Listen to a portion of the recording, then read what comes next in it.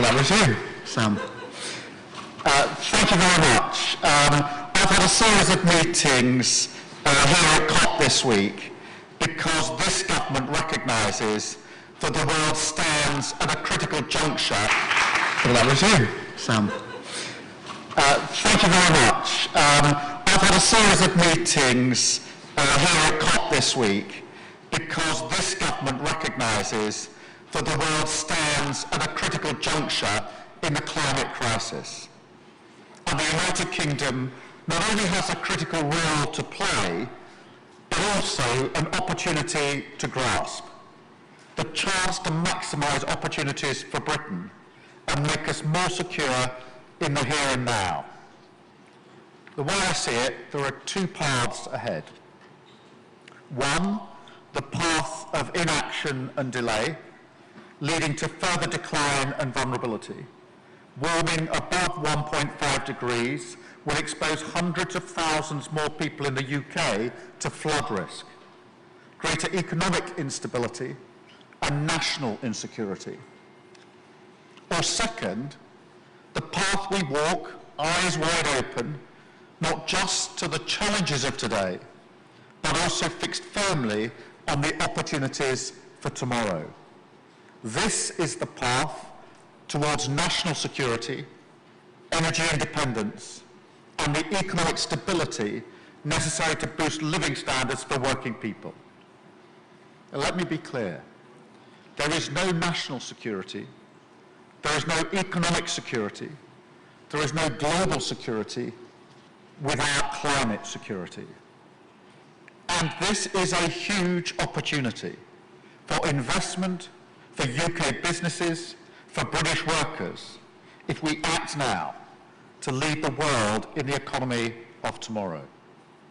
This is how we move towards better jobs, cheaper bills, higher growth, the industries and technologies of the future, and ensure the prosperity and security of our nation for decades to come.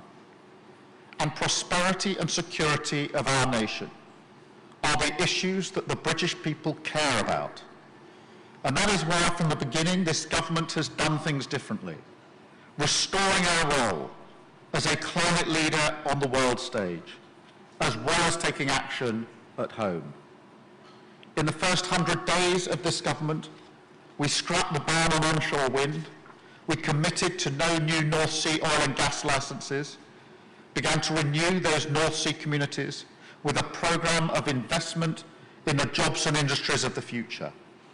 We closed the UK's final coal power plant at the end of September, becoming the very first G7 economy to phase out coal power. And at the same time, we are on a mission to achieve clean power by 2030. We launched Great British Energy, a clean British energy company, to improve our energy resilience, bring down people's bills, and create the next generation of good, well-paid jobs. We set up the National Wealth Fund to invest in tomorrow's key industries, to build the infrastructure, the wind farms, the solar farms, the grid infrastructure, to power and connect our country for decades to come. Because, make no mistake, the race is on for the clean energy jobs of the future, the economy of tomorrow. And I don't want to be in the middle of the pack. I want to get ahead of the game, whether that's with carbon capture in Teesside and Merseyside, where last month I announced funding for carbon capture, utilisation and storage projects that will create 4,000 new jobs using the skills of oil and gas communities as we accelerate towards net zero. Or green hydrogen, with investment announced in last month's budget for 11 green hydrogen projects across Britain, from Bridgend to Barrow in Furness. This is good news for the people of Britain. It is good for our businesses. It is good for our country. And it's good for the planet. So at this COP, I was pleased to announce that we're building on our reputation as a climate leader, with the UK's 2035 NDC target to reduce all greenhouse gas emissions by at least 81% on 1990 levels. Our goal of 1.5 degrees is aligned with our goals for growth. But a global problem also requires global partnership, responsible international cooperation, of countries committed to accelerating the clean energy transition, including unlocking the private finances that are needed. That is why I was pleased to announce Scottish Power has awarded a £1 billion wind farm turbine contract to Siemens Gamesa, part of their £24 billion investment plan to support British pioneering energy projects, which will inject growth into our industrial heartlands and support 1,300 local jobs around Hull and produce enough clean energy to power 1 million homes, as well as the Clean Industry Bonus Scheme to support offshore wind developers, invest in cutting-edge manufacturing and ports, boost green jobs and strengthen supply chains.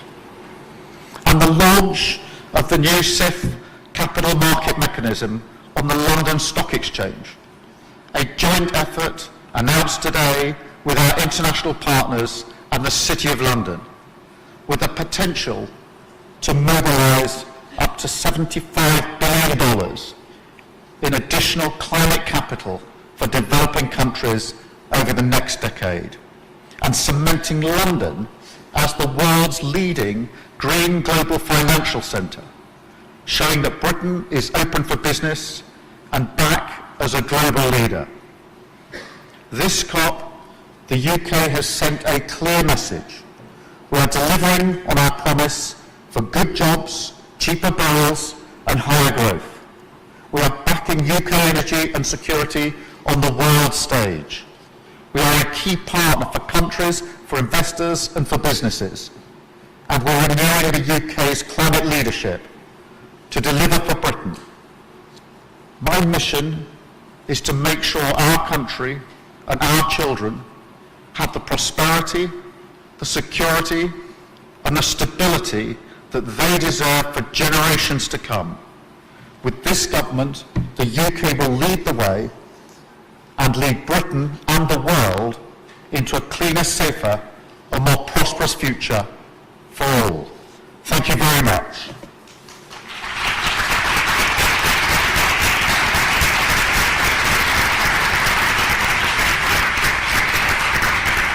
I'll now take a series of questions, starting, I think, with Alex from the BBC.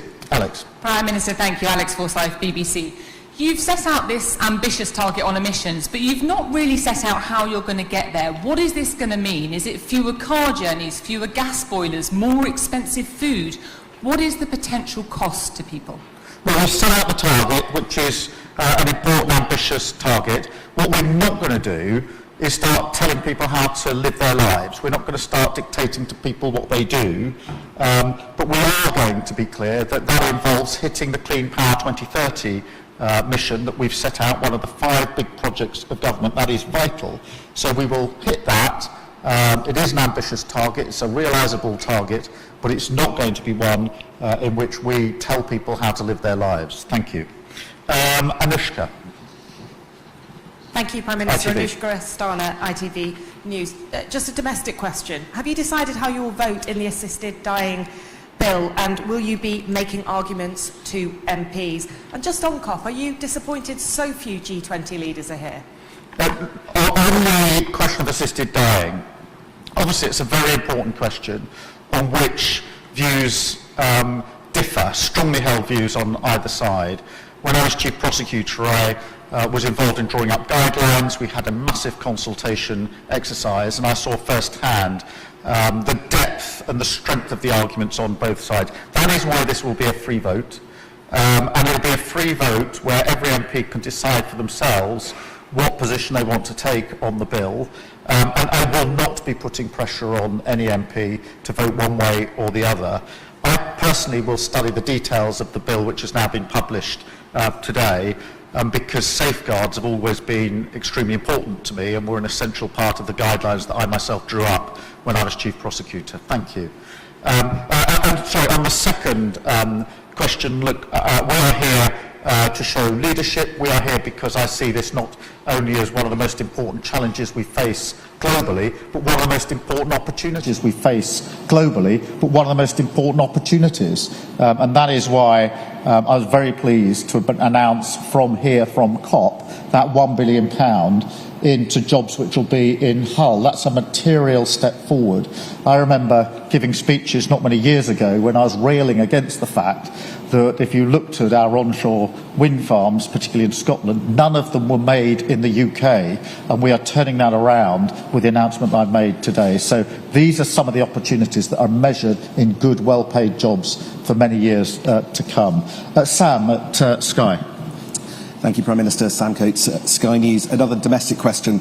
I just want to know whether you think that Justin Welby should resign as Archbishop of Canterbury, although I guess you're not going to answer that question directly. So I want to also ask about the big principle here. Do you think that people in public life who fail to intervene when they're alerted to potential criminality should face consequences? Do you agree with that principle? Let me be clear. Of what I know of the allegations, they're clearly horrific in relation to this particular case. Both in their scale and their content. And my thoughts, as they are with all of these issues, are with the victims here, who have obviously been failed very, very badly. I'm not, it's a matter in the end for the church, but I'm not going to shy away from the fact that saying these are horrific allegations and that my thoughts are with the victims in relation to it. I think that's very important. Thank you, Sam. Chris from GB News. Thank you, Prime Minister. Also a domestic question, if I may. On your inheritance tax plans for farmers, John McTernan, a former aide to Tony Blair, of course the Labour Prime Minister, says your party wants to do to the farmers what Thatcher did to the miners. It's an industry we can do without. Is that what you think about farming? No, I totally disagree. I'm absolutely committed to supporting our farmers. I said that before the election, and I say it after the election. That is why in our budget last week I was very pleased that we're investing £5 billion our budget over the next 2 years into farming. That is really important for our farmers, and I will do everything I can to support them, because I think it's essential that they not only prosper, but prosper well into the future. So I totally disagree with those comments. Thank you, Chris. I go to Max at the Times. Thank you, Prime Minister. The document that your new emissions target is based on explicitly says that about 10% of the reduced emissions will come from reducing demand for carbon-intensive activities, including meat and dairy products, and reductions in travel. You've said you won't tell people how to live their lives, but is it really possible you can hit the target you outlined today without any changes to how people live their everyday lives? Yes, of course it is. The target is my target, and the plan is my plan. I'm not borrowing from somebody else's plan. The target is, as I've set out today. I don't think that as we tackle this really important issue, the way to do it is to tell people how to run their lives and instruct them how to behave. And I'm not going to do that. I made a commitment before the election and shortly after the election that we'd be a government that trod lightly on people's lives. And I'm not going to now go around telling people how to live their lives. I do think that the single and most important milestone in hitting the target we've set out today is Clean Power 2030, which I know is tough. We set it out because we knew it would be tough. I'm absolutely sure we can do it, and we're fully committed to doing so. Thank you very much. Hugo from I. Thank you, Prime Minister. Hugo Jai from the I newspaper. As well as climate, you've had talks this week on Ukraine. The incoming US President Donald Trump and his team have expressed a wide range of different views on the war in Ukraine. You're a strong supporter of Ukraine's right to continue defending itself against Russia. What is your message to Donald Trump about what stance he should take on this conflict? I'm not going to start sending messages to the President-elect, but I'm very happy to be very clear about what my own position is, because it's been my position since the very start, which is that we strongly support Ukraine in the face of Russian aggression. And I'm very proud of the fact that the UK has stood firm in that commitment throughout the duration of this conflict. I now think that we need to put Ukraine in the best possible position as we go forward, and that has been the centre of the discussions that I've been having with other leaders in recent weeks. So strong support for Ukraine, want to put Ukraine in the best possible, strongest position as we go forward. And I'm not going to be drawn into discussions about capabilities in relation to that, but that is the strong and in principle position that I take. Thank you very much. And Ashley from the Mirror. Hi. Private jet flights have soared in recent years. Is it now time to ban them outright for personal use? And what's your message to Donald Trump, who's threatening to pull out the Paris Climate Agreement? Look, again, back to what I've said a number of times now. I'm not going to tell people how to behave. We had a number of important points that we made in the budget in relation to private jets, as you will know. The central most important thing for me here at COP is, one, to continue to show UK leadership on climate at this critical time, and we will continue to do so. To make sure that we are the enablers of the leveraging of private capital now towards the targets that need to be set, to set our own target, as I've just done, in relation to emissions. But most importantly, to be clear that I see this not just as a global challenge, but a global opportunity. If you look at where global investors are investing, they are investing in renewables. And everybody knows there's a transition, an energy transition. These things happen quite rarely, once in a generation, usually, perhaps a little bit longer than that, where there's a global transition on energy. And the lesson from history is to go into that transition with a clear plan for a just outcome, but also to take advantage of being a first mover in that. And that's what I want us to be, which is why I say there's a race on for the next generation of jobs. They're good, well-paid jobs. Other countries are in that race. I want to be in it, and I want to win it for the UK, because that will be measured in jobs, well-paid, good, secure jobs in the UK for many years to come. That is consistent with what I want to do on growing the economy. It's consistent with the vision of Britain I have as a Britain that is better off, with the dignity and respect of well-paid jobs in every single part of the United Kingdom, and I'm absolutely determined to take those opportunities. Thank you very much indeed. Thank you.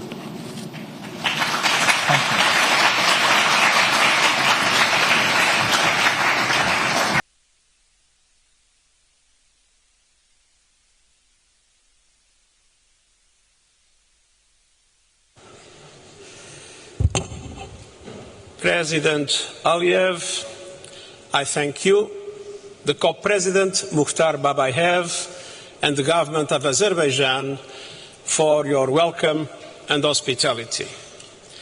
The Presidents can count on our full cooperation in your efforts to achieve the successful COP we all need.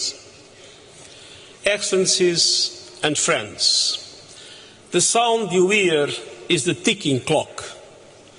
We are in the final countdown to limit global temperature rise to 1.5 degrees Celsius, and time is not on our side.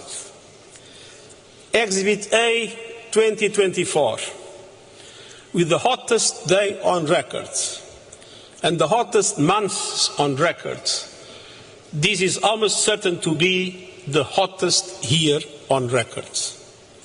And the masterclass in climate destruction. Families running for their lives before the next hurricane strikes.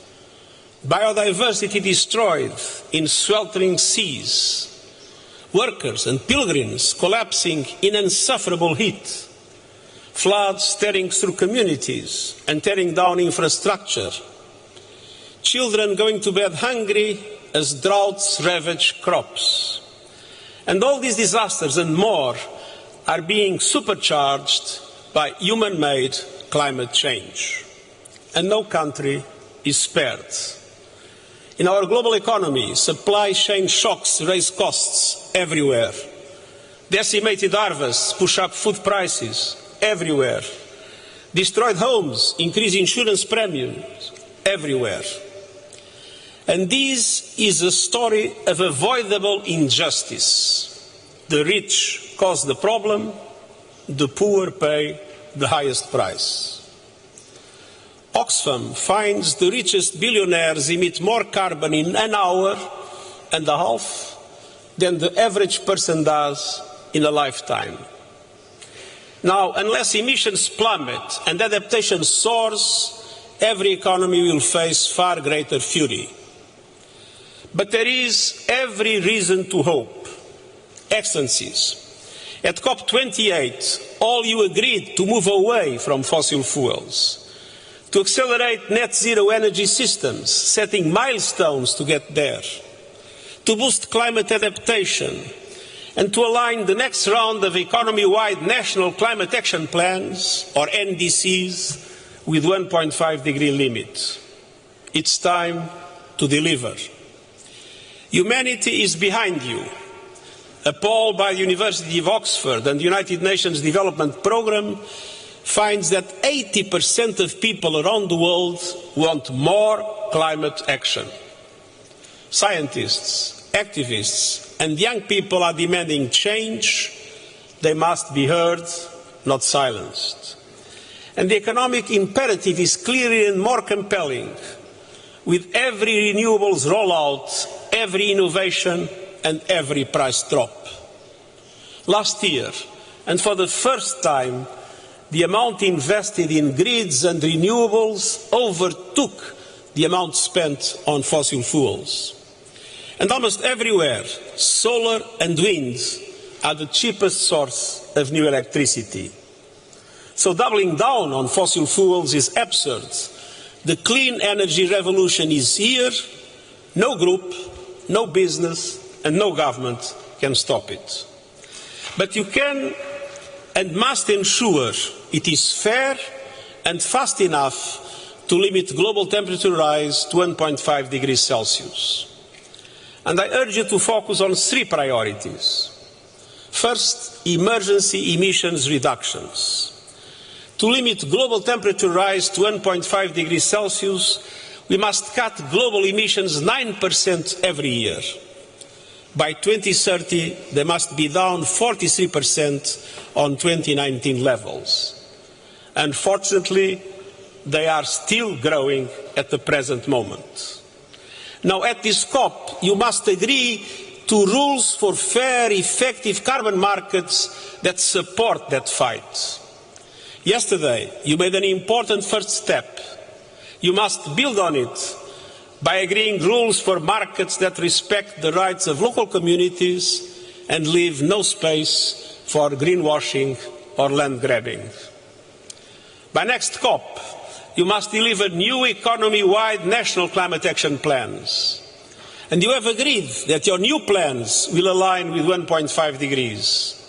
That means they must cover all emissions and the whole economy.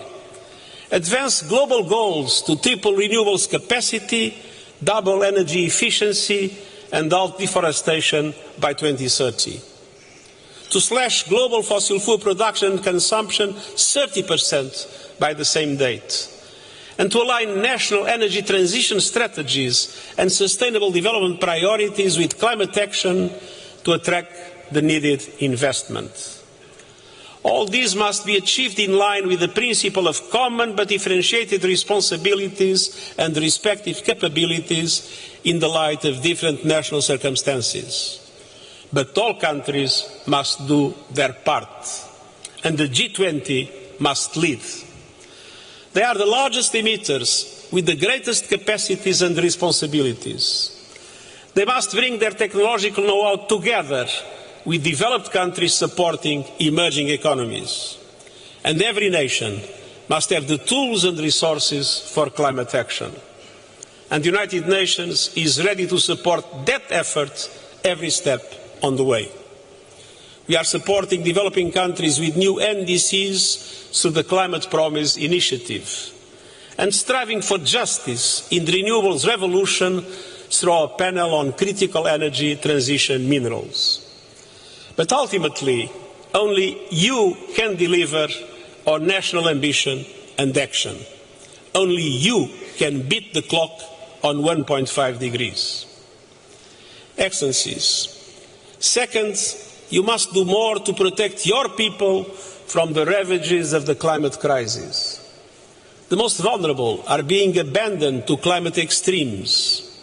The gap between adaptation needs and finance could reach up to $359 billion a year by 2030.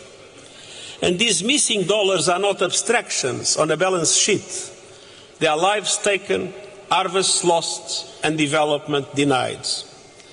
Now more than ever, finance promises must be kept, and developed countries must race the clock to double adaptation finance to at least $40 billion a year by 2025. Adaptation investments can transform economies, driving progress across the Sustainable Development Goals. We need countries' new climate action plans to set out adaptation financing needs. And we need every person on Earth to be protected by an alert system by 2027, in line with our early warnings for all initiatives. And we need climate justice, particularly a surge in pledges to the new loss and damage funds and commitments turning into cash with finance pouring into the fund's coffers. But we also need a fundamental step change across the board. And so, Excellencies, the third priority is finance. Developing countries eager to act are facing many obstacles: scant public finance, raging cost of capital, crashing climate disasters, and debt servicing that soaks up funds. The result? Adaptation denied and a tale of two transitions. Last year, developing and emerging markets outside China received just 15 cents per every dollar invested in clean energy globally. COP29 must tear down the walls of climate finance. Developing countries must not leave Baku empty-handed. A deal is a must, and I'm confident it will be reached. We need a new finance goal that meets the moment. And 5 elements are critical to success. First, a significant increase in concessional public finance. Second, a clear indication of how public finance will mobilize the trillions of dollars developing countries need. Third, tapping innovative sources, particularly levies on shipping, aviation and fossil fuel extraction, based on the principle that polluters must pay. And fourth, a framework for greater accessibility, transparency and accountability, giving developing countries confidence that the money will materialize. First, boosting lending capacity for bigger and bolder multilateral development banks. And I hope some good news will come. That requires a major recapitalization and requires reforms of their business models, including so that they can leverage far more private finance. The resources available may seem insufficient, but they can be multiplied with a meaningful change in how the multilateral system works. Big sums require big change.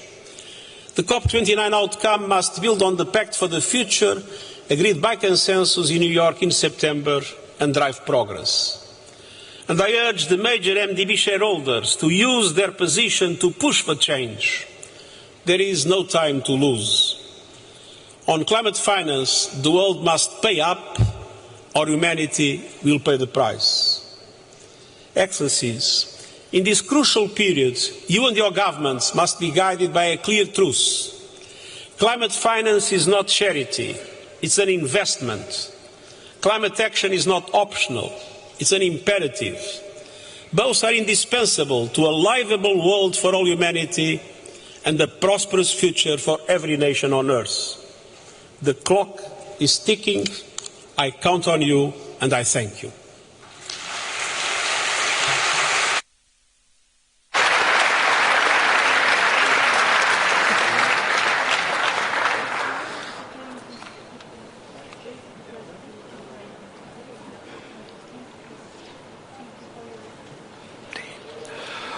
Thank you, Mr. Secretary General. It is a pleasure to invite Ms. Maimouna Mohd Sharif, Mayor of Kuala Lumpur and former Executive Director of the United Nations Human Settlements Program, to the podium to share her remarks.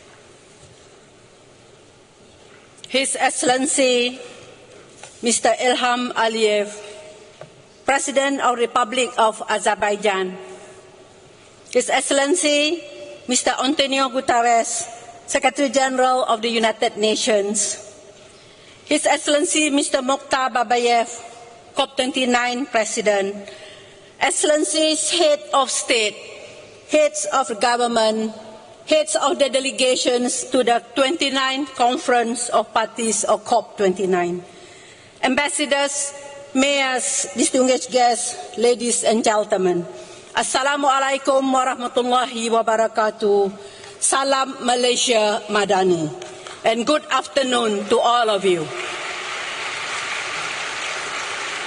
It is a great honor for me to address all of you from the front lines of the climate crisis, speaking for all the major local governments network, the 4 mayors and community leaders, and as a woman leaders from the grassroots community, and also as a grandmother myself, I'm very grateful for the opportunity given by COP and given by the President to convey the voices of the common people. Due to the climate change and the extreme weather events, all our life, especially those of us from the vulnerable communities, have now become a daily struggle. Yet I can say that with absolute confidence that the people we serve are looking to all of you to continue to deliver on their hopes for a better future. As a former Under-Secretary General and Executive Director of UN Habitat, I welcome and congratulate the COP29 presidency for the collaborative and far-sighted manner, forming a partnership with Dubai and Belém that ensures continuity in the deliberation and decision taken as each COP. I also thank the COP29 presidency for the continued commitment to the ministerial meeting on urbanization and climate change that was introduced at Sharm el-Sheikh during COP27 and was expanded to strengthen multi-level climate action in Dubai at COP28. Distinguished delegates, having returned to my country in February this year and having been appointed as the First Lady Mayor of Kuala Lumpur, the capital city of Malaysia, I can testify to the reality that the challenges of the climate change is very real.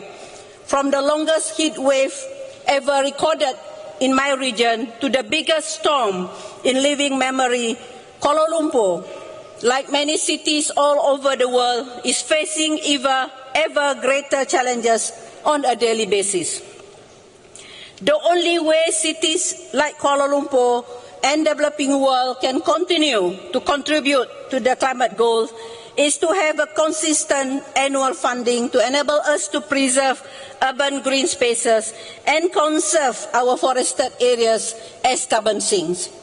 If we keep innovating to ensure our cities are walkable and invest more in public transport, we can further reduce carbon emission and over-reliance on motor vehicles. To adapt to extreme climate events, I also advocate for more nature-based solutions, including expanding the Smart City concept and making urban centers into biodiversity hubs and create biodiverse cities.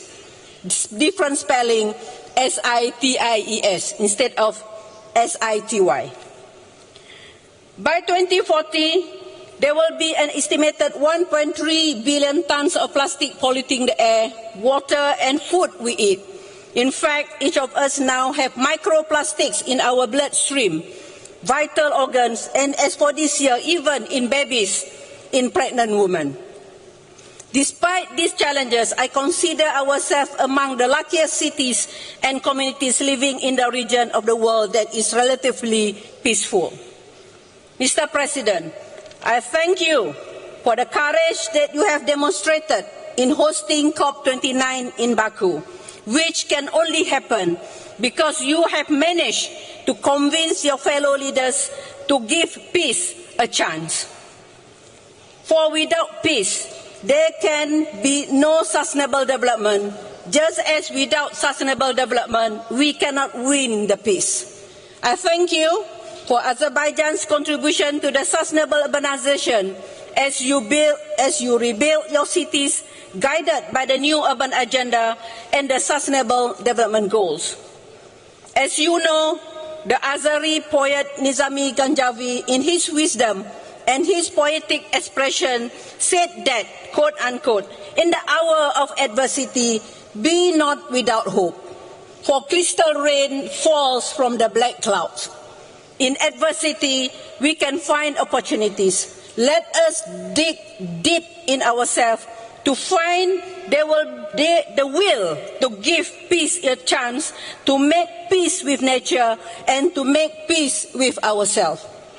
I humbly call upon all member states to strengthen multilateralism and strengthen the hand of multilateral organizations like the United Nations to ensure that we leave COP29 with more concrete actions, timelines, funding to save the planets of today's and future generations. Without collaboration and cooperation, without a whole of society approach, we cannot hope to survive into the next century.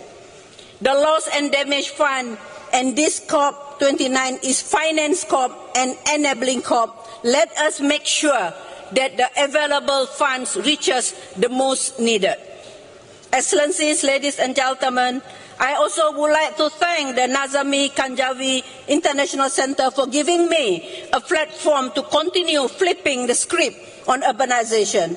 I'm very pleased to belong to the COP29 International Advisory Committee organized by the NGIC as a platform for the like-minded eminent leaders and scholars to share their experiences and innovative ideas with the COP29 presidency. I'm glad to say that it is also a gender parity platform, and we will continue to share our recommendation to ensure there is follow-up action during the 12th NGIC Global Baku Forum next year. As we begin our 2-week celebration, let me also urge all member states and all key stakeholders present here today, particularly the business sector, to work collaboratively and find ways to make immediate serious action so that we can have this planet a better place than when we inherited it. More importantly, we need to do it now. And as the Malaysian Minister of Environment said at COP16, planet, profit, and then planet, people, and then profit. Mr. President, distinguished delegates, once again, I thank you for this opportunity to sound the clarion call for stronger multi-level climate action. I have always said enough declaration. We want declared action with implementation. Let us take heed of the word Nizami Ganjavi again, speaking to us from the century past, that in our darkest hour, let solution rain down on us to allow us to find the will to live up to the commitments we have made to heal the planet for future generations. Together, let us give planet, people, peace and peace a chance. Together, we should and can fulfill the pact of the future. To all the head of states and to all leaders, please stop all wars as no sustainable development without peace, and no peace without sustainable development. And let us aspire to inspire before we expire. Thank you.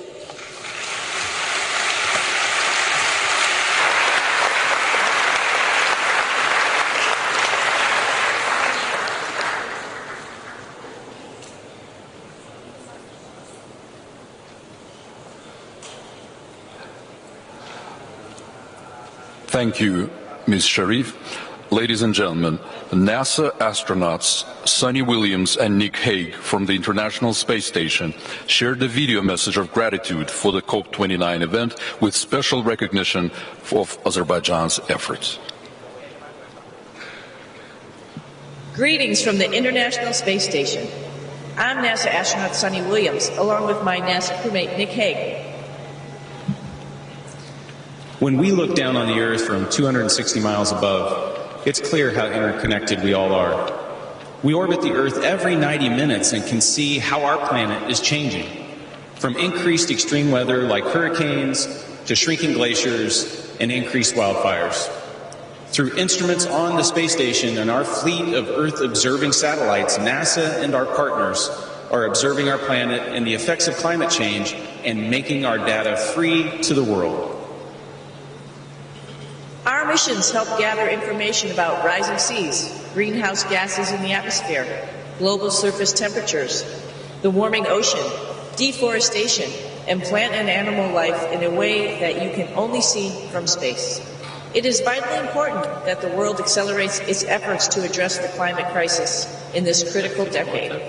On behalf of our international crew, thank you to Azerbaijan and everyone in COP29 for your efforts to protect the beauty, wonder, and diversity of our home planet.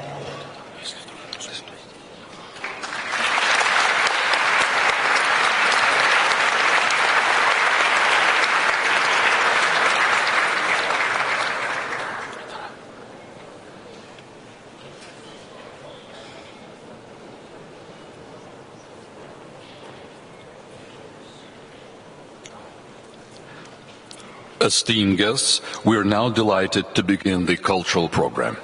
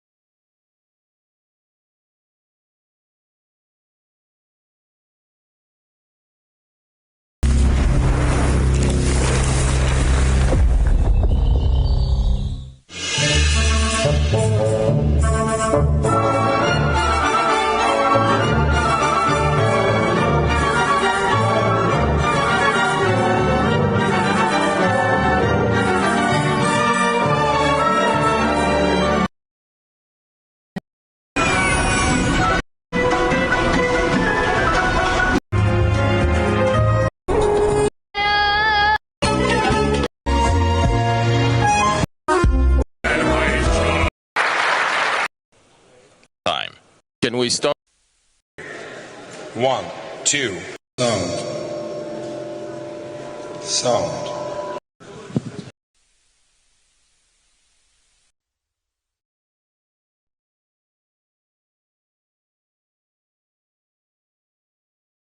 Beraber oluyor. General.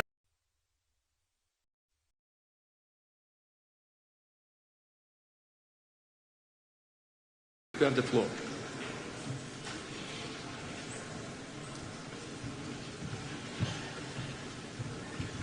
Buses are driving up costs. Honored guests, welcome to the ceremonial opening of the high-level segment for heads of state and government on the occasion of the 29th session of the Conference of the Parties, the 19th session of the Conference of the Parties serving as the meeting of the parties to the Kyoto Protocol. 6. Taraflar Konferansı ve Paris Anlaşması'nın paydaşları ve tarafları toplantılarına hepiniz hoş geldiniz. Bu öğleden sonra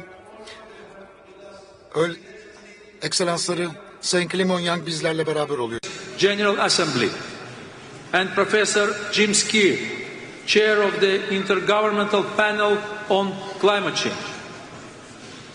Distinguished delegates, it is my pleasure to invite the Executive Secretary of the United Nations Climate Change Secretariat, Simon Steele, to address the plenary. Executive Secretary, you have the floor.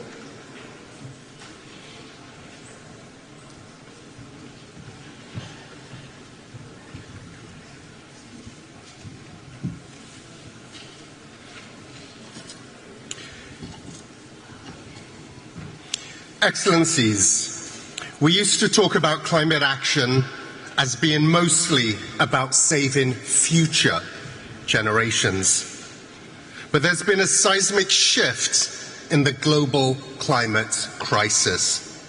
Because the climate crisis is fast becoming an economy killer right now, today, in this political cycle.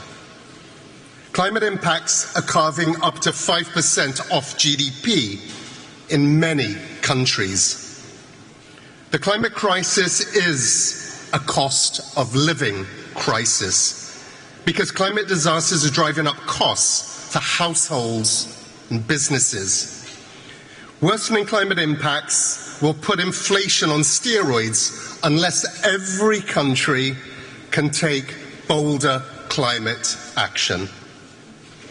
Let's learn the lessons from the pandemic, when billions suffered because we didn't take the collective action fast enough, when supply chains were smashed.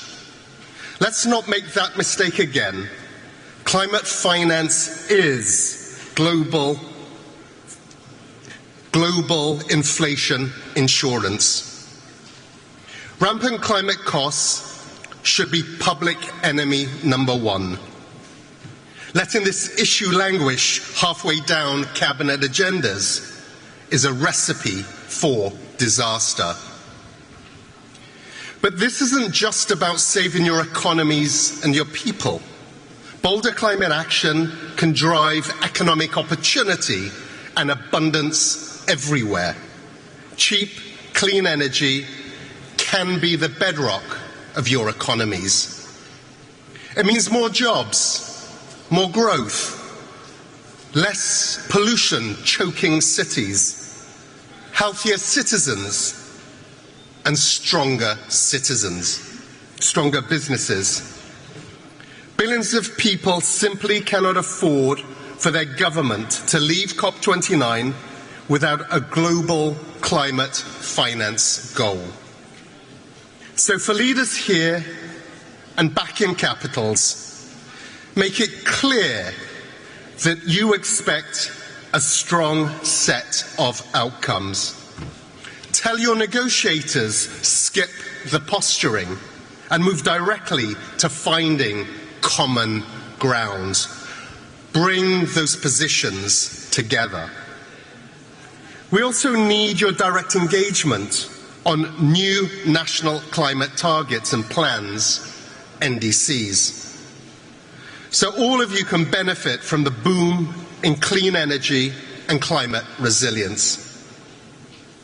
These are not easy times, but despair is no strategy, and it's not warranted. Our process is strong, and it will endure.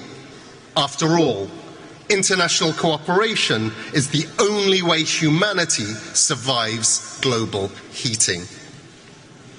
The time for hand-wringing is over, so let's get on with the job. I thank you.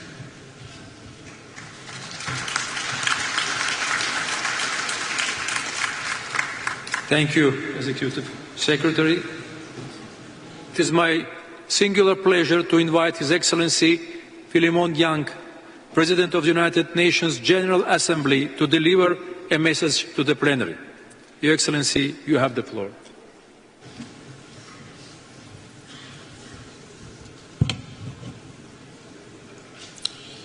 Excellencies, distinguished delegates, we meet at a moment of great need. We must undertake several measures to avert further climate disaster and ensure our resilience. How can we do that? Firstly, we must deliver on the necessary finance commitments. Let me be clear, without financing, climate action will simply not happen. So a first key outcome of COP29 must be the delivery of a new collective quantified goal for climate finance to address the unmet promise of $100 billion per year to support developing countries in their climate response. Climate finance should be additional to official development assistance. To put it simply, no developing country should have to choose between sustainable development and addressing climate change. We need to achieve both at the same time. I am pleased to note that the Loss and Damage Fund exists since last year, and I hope to see ambitious pledges towards it as we go forward. Excellencies, a second key outcome of COP29 must be to continue to pursue efforts while reaffirming our goal to limit global temperatures as we agreed to in Paris and last September with the Pact for the Future. Our third outcome at COP29 is to fix the adaptation dilemma. As it stands, current global financial flows for adaptation, both private and public, remain insufficient, as highlighted by the sixth assessment report of the Intergovernmental Panel on Climate Change. As a result, our capacity to implement effective adaptation strategies and build resilience, particularly in developing nations, remains severely limited. We must do much better, striving to build momentum from the Pact for the Future, which member states adopted last September. The Pact was crafted to reinvigorate our multilateral system and make much needed progress in achieving the Sustainable Development Goals. COP29 is an opportunity to do just that, delivering meaningful outcomes that demonstrate solidarity in the face of immense adversity. As we look towards COP30 to be hosted by Brazil, we must recognize the need to significantly enhance international cooperation and the international enabling environment to stimulate ambition in the next round of nationally determined contributions. Excellencies, we commend Azerbaijan's presidency of COP29. The COP29 presidency's initiatives, such as the Climate Action Finance Fund, demonstrate that Azerbaijan is leading correctly and should be an example for all of us. Excellencies, the urgency of the climate crisis requires decisive action. To do that, we must commend the establishment of a COP Troika.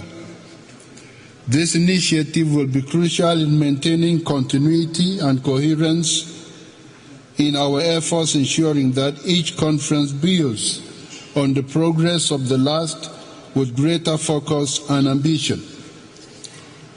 The lives and livelihoods of future generations depend on our decisions here today. Let's seize the moment. Thank you.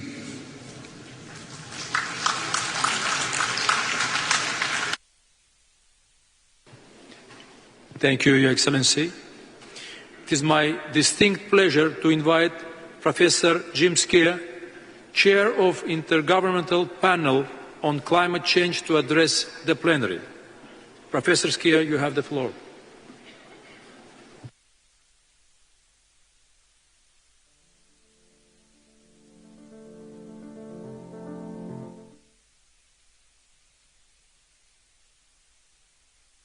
Ladies and gentlemen, as the chair of the Intergovernmental Panel on Climate Change, the IPCC, it's an honour to address the high-level segment of COP29. Climate change is no longer an abstract threat for a distant future. It's been unfolding in front of our eyes. In the 12 months since the last COP in the UAE, people across Asia and in the Sahel have endured extreme temperatures. Communities in the Americas have fought against devastating wildfires, and flood defences were put to the test in Central Europe when confronted with intense rainfall. Not to mention more recent events in Valencia. Many people have lost their homes, their livelihoods and their lives. Communities have been shaken to their core. And global warming is unequivocally caused by human activities through emissions of greenhouse gases that arise from unsustainable energy use and land use change, and lifestyle patterns. The extremes we are witnessing have been aggravated by human-induced climate change. This is the new normal. Imagine what is in store in the coming decades if we don't act swiftly and decisively. With every fraction of a degree of warming, we face greater threats. Children born today will not know a world without climate change. The IPCC has shown that we, and furthermore they, will live in a world marked by more intense storms, exceptional heat waves, devastating floods and droughts, a world where food chains are disrupted and where diseases reach new countries. Today, our chances of limiting warming to 1.5 degrees Celsius are hanging on a very slender thread. The recent UNEP GAP report concluded that global emissions would need to fall by 7.5% per year through to 2035 to return us to a 1.5 degree pathway. If we delay more ambitious action to 2030, this becomes an unprecedented 15% per year. Even limiting warming to 2 degrees is at risk. But this does not have to be the case. As the IPCC 6th Assessment Report demonstrated, we have the know-how, the tools and the financial resources to avoid the worst impacts of climate change. A world where transport is no longer polluting, our cities are green, and where we have transitioned away from fossil fuels. We've shown that carbon pricing, regulations and other interventions have already resulted in gigatons of avoided emissions, and more can be achieved if policies and measures are scaled up and deployed more widely. Furthermore, we've shown that climate action can contribute to other development goals, such as improving air quality and human health. With climate change already on us, we must address adaptation. The IPCC will be paying particular attention to this in the coming cycle. Most adaptation so far is fragmented, small in scale, incremental, sector-specific, and focused more on planning than implementation. Hard limits to adaptation, as well as soft limits caused by lack of resources and institutional capacity, are being reached in some sectors and regions. But we can take measures to address the triple planetary crisis of climate, biodiversity and pollution. We can increase our resilience to the impacts of climate change by leveraging decision support tools and implementing more early warning systems. Ladies and gentlemen, distinguished excellencies, the IPCC will continue to provide timely, robust, policy-relevant information to support accelerated adaptation efforts and cuts in emissions. But the resolution of this global crisis is now in your hands. Decisions made here at COP29 will shape the legacy we leave behind to our children and grandchildren, and for the billions of people who deserve a livable planet. Thank you for your attention.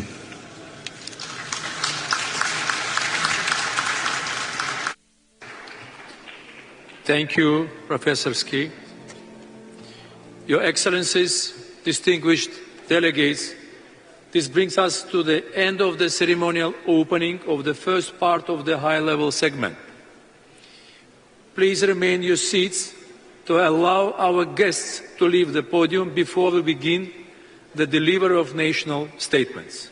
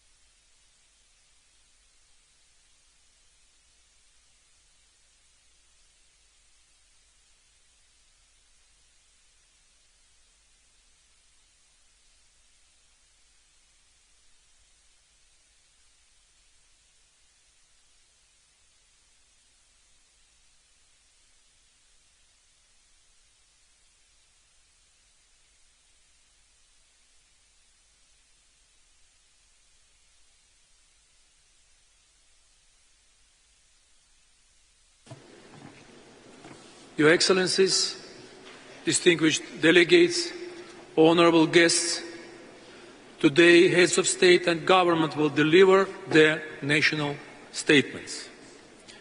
I would like to inform Your Excellencies of action in place to ensure effective time management. There is a 3-minute time limit for statements during the high-level segment. Statements should be as concise as possible, nothing that full text of the official statements will be made available on the UNFCCC website. And finally, please note that heads of state or government who are not in the plenary at the time for delivery of their statement will be scheduled to speak at the end of the statements of the same category. Your Excellencies, distinguished delegates, honourable guests, the Republic of Azerbaijan is delighted to welcome over 80 heads of state and government. Your presence here is a testament to your country's commitment in taking transformational steps to implement the Convention and the Paris Agreement. It is essential that we expedite efforts toward implementing climate action. I am looking forward to hearing about your achievements toward that end. Let us begin. It is my pleasure to welcome His Excellency Mr. Kassym-Jomart Tokayev, President of Kazakhstan. Your Excellency, you have the floor.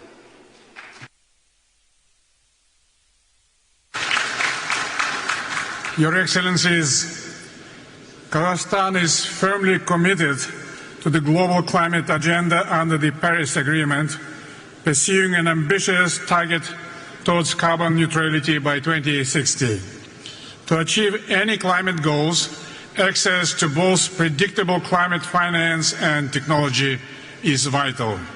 The new collective quantified goal on climate finance should prioritize regions most impacted by climate change, including landlocked developing countries.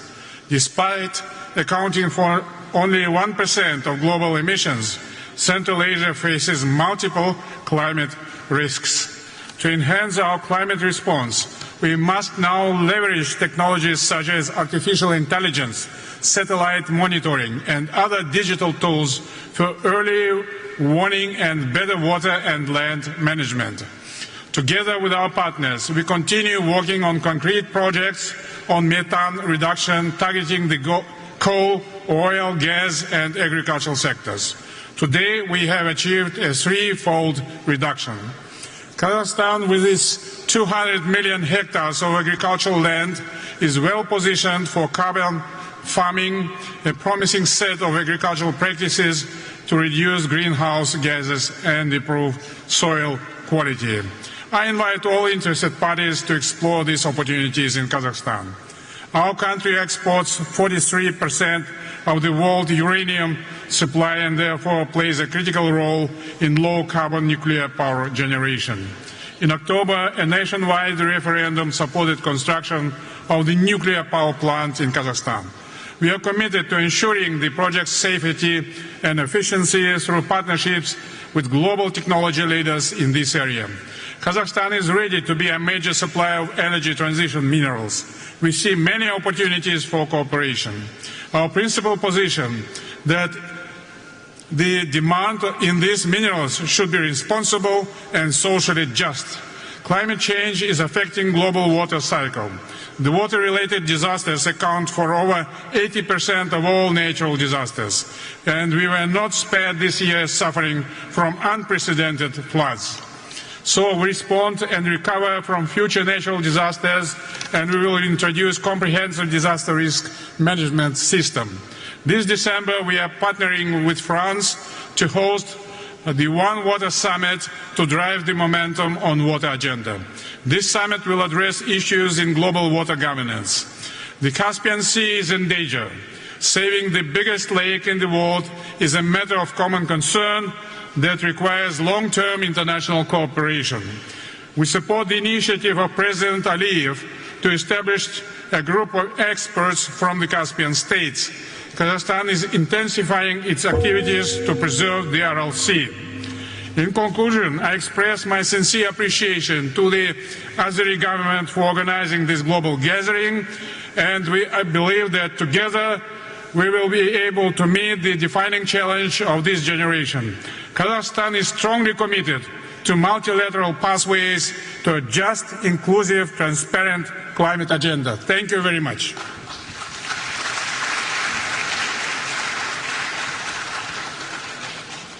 Thank you, Excellency.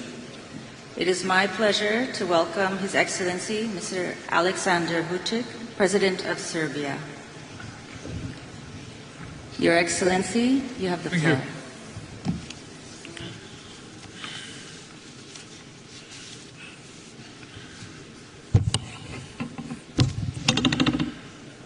Your Excellencies, esteemed delegates, since I have 3 minutes, will say that it's a special honor and responsibility for me to be here today and to participate at a meeting that brings together the highest state officials to discuss the pressing topic of today, the challenges of climate change and the future of our planet.